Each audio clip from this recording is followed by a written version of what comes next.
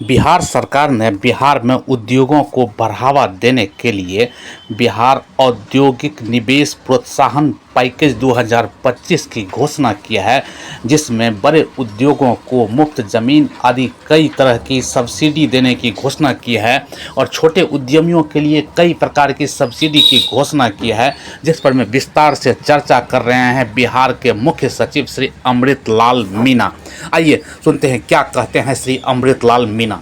माननीय मुख्यमंत्री महोदय ने 15 अगस्त के संबोधन में राज्य में उद्योगों को बढ़ावा देने के लिए महत्वपूर्ण घोषणाएं की थी।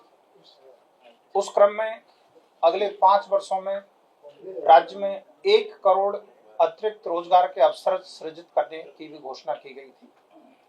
उस घोषणा के अनुपालन में आज मंत्रिपरिषद ने बहुत ही महत्वपूर्ण नीति निर्णय लिया गया है, जिसके अंतर्गत Bihar industrial investment promotion policy 2016 जो अभी लागू है, उस पॉलिसी में एक विशेष पैकेज आज घोषित किया गया है, जो 31 मार्च 2026 तक जो निवेशक आवेदन करेंगे उनके लिए इस पैकेज का लाभ मिल सकेगा। इस पैकेज में कई प्रावधान हैं, जिसमें से कुछ महत्वपूर्ण प्रावधानों के बारे में आपके माध्यम से सभी लोगों को जानकारी हम लोग देना चाहते हैं। पहला एक बहुत बड़ा निर्णय है, राज्य में उद्योग स्थापित करने वाली बड़ी कंपनियों को, बड़े निवेशकों को निःशुल्क जमीन हस्तांतरण का निर्णय लिया गया है। बियाडा के इंडस्ट्रियल एरियाज में वैसे निवेशक जो 100 करोड़ इन्वेस्टमेंट करते हैं और 1000 प्रत्यक्ष रोजगार सृजित करते हैं, उनको परियोजना के हिसाब से 10 एकड़ तक की भूमि निःशुल्क दी जा सकेगी। दूसरी कैटेगरी है कि यदि 1000 करोड़ रुपए का निवेश करते हैं तो उनको 25 एकड़ तक की भूमि डिपेंडिंग ऑन द प्रोजेक्ट दी जा सकेगी। और तीसरा है कि जो फॉर्च्यून 500 कंपनीज है, वो यदि कोई निवेश करते हैं राज्य में तो उनको 10 एकड़ तक की भूमि depending on the project site दी जा सकेगी। तो इससे राज्य में जो बड़ी कंपनियां हैं और बड़े निवेशक हैं, उन्हें भूमि सुगमता से मिल पाएगी बियाडा के इंडस्ट्रियल एरियाज में। और ऐसा अनुमान है कि देश के विभिन्न हिस्सों में जो बड़े बड़े निवेशक अपनी मैन्युफैक्चरिंग कैपेसिटी लगाए हुए हैं, उनमें से कई अब विचार करेंगे कि बिहार में भी वो अपना इंडस्ट्री सेटअप करें। और इन 3 तरह के निवेशकों को जो निःशुल्क जमीन का निर्णय लिया गया है, इसमें अब तक जो प्रारंभिक उद्योग विभाग की चर्चा हुई है निवेशकों से, बहुत ही सकारात्मक रेस्पॉन्स नजर आ रहा है।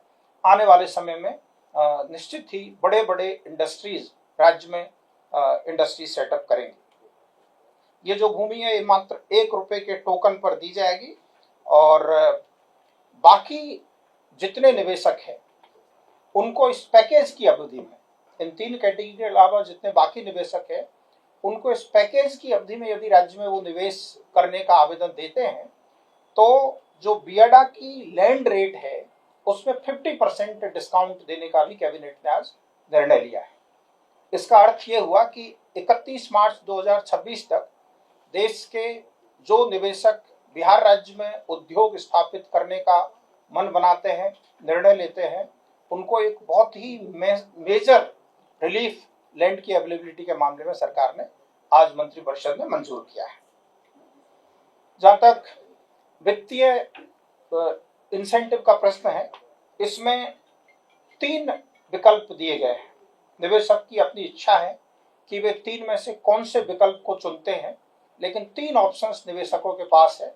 Depending on the viability of the project वो अपना निर्णय ले सकते हैं। पहला ऑप्शन ये है कि यदि कोई टर्म लोन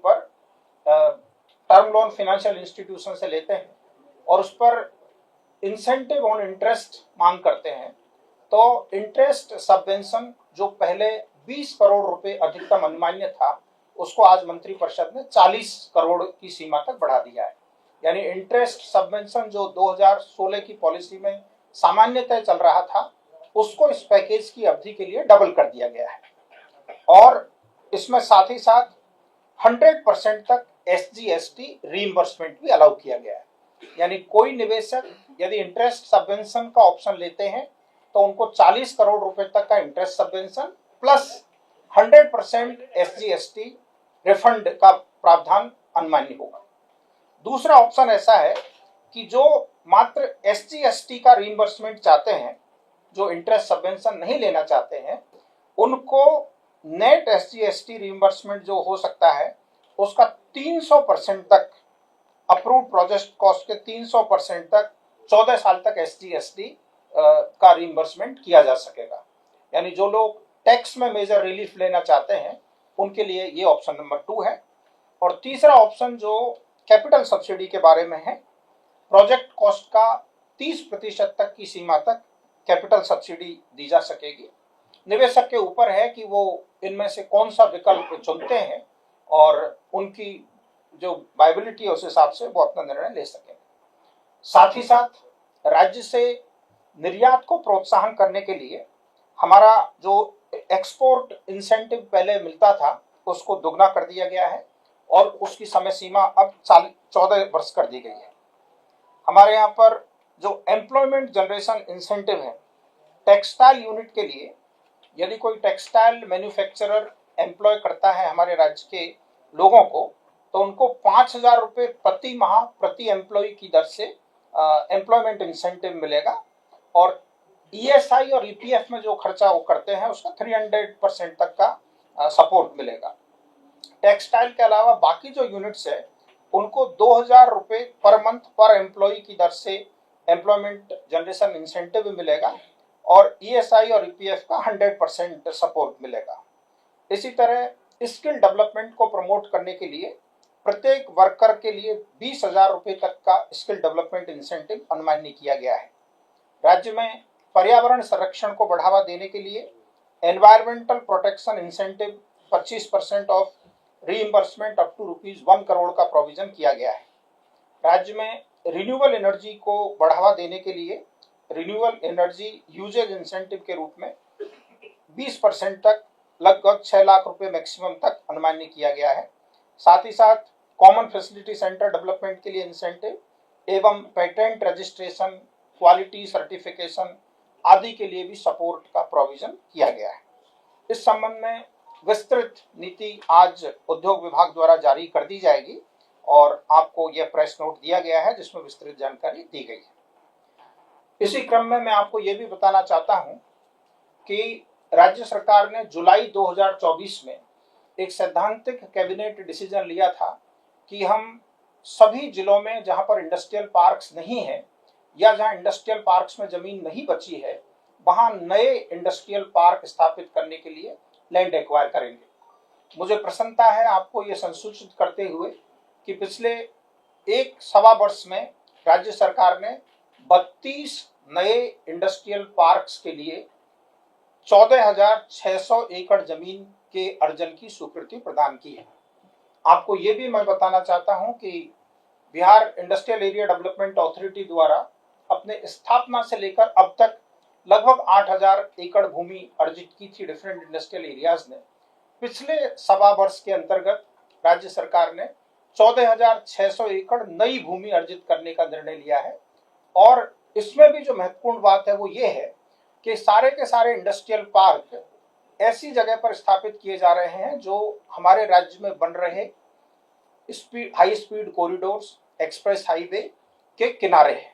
जैसे वाराणसी कोलकाता एक्सप्रेस हाईवे के किनारे रोहतास जिले में, औरंगाबाद जिले में करीब 500 एकड़ भूमि का इंडस्ट्रियल पार्क बनाने की स्वीकृति दी गई है। इसी तरह आमस दरभंगा एक्सप्रेस हाईवे बन रहा है, उसमें दरभंगा में इस रोड के किनारे भू अर्जन किया गया है। पटना पूर्णिया में जहां पर पटना पूर्णिया एक्सप्रेस वे पूर्णिया के समीप पहुंचता है वहां स्वीकृति प्रदान की गई है। और ये सारे के सारे 32 जो लोकेशंस है वो प्राय वेरी वेल कनेक्टेड ही लोकेशंस है। हम लोगों ने ये भी ध्यान रखा है कि राज्य में रेल और रोड की जहां बेहतर कनेक्टिविटी है उस जगह पर अधिक से अधिक इंडस्ट्रियल पार्क स्थापित हो। आज की एक और बहुत महत्वपूर्ण हाईलाइट यह है कि आपको जानकारी होगी कि पटना के समीप जहां Darbhanga Amas express highway Patna bypass rail line यानी नेवरा दनियावा रेल लाइन को क्रॉस करता है जैतिया गांव में, वहां 105 एकड़ जमीन सरकार ने अर्जित की है मल्टी मॉडल लॉजिस्टिक पार्क्स की स्थापना के लिए, ताकि कंटेनराइज्ड कार्गो पोर्ट से सीधा पटना आ सके और यहां से एक्सपोर्ट होने वाली कमोडिटी सीधे इस एमएमएलपी के माध्यम से बाहर जा सके। तो उस 105 एकड़ में तो एमएमएलपी बन ही रहा है, उसके सटे हुए एक फिनटेक सिटी की स्थापना के लिए आज सरकार ने 242 एकड़ जमीन के भू अर्जन का निर्णय लिया है 408 करोड़ रुपए की लागत पर। जिस प्रकार गुजरात राज्य में गिफ्ट सिटी स्थापित हुआ है, उसी की तर्ज पर बिहार में ये फिनटेक सिटी पटना के समीप स्थापित होगा, जिसमें अपेक्षा है, ये अनुमान है कि बहुत बड़े पैमाने पर जो इन्वेस्टर्स है उनको यहाँ पर सुगमता पूर्वक इंफ्रास्ट्रक्चर मिलेगा और वो बड़ा बड़ा निवेश कर सकेंगे। इसके बारे में और विस्तृत जानकारी हम लोग प्रेस नोट के माध्यम से आपको देंगे। आज हमें यह जो है मार्गदर्शन था कि इस महत्वपूर्ण निर्णय के बारे में हम लोग आके आपको जानकारी दें और मंत्रिपरिषद द्वारा लिए गए बाकी जो 25 निर्णय हैं उसके बारे में मेरे साथी डॉक्टर एस सिद्धार्थ ब्रीफिंग जारी। PSA लाइव न्यूज से मैं हूं आपके साथ संपादक अशोक कुमार झा। हम फिर मिलेंगे आपसे बेहतरीन और ताजा खबरों के साथ। नमस्कार।